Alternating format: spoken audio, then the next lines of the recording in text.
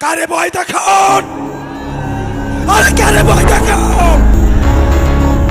আমাদের হারানোর কিছুই নাই, আমাদের ব্যাংক নাই, আমাদের লুটপাটের ব্যাংক নাই যেটা আমরা হারাবো। বাবাদেরকে কাঁধে কাঁধ পেতে দিয়েছে রাস্তার মধ্যে যে আমি যাচ্ছি, আমার কাঁধে হাত দিয়ে দাঁড়াও। বাবারা ফেল করেছে, তখন সন্তানেরা রাস্তায় নেমে এসেছে।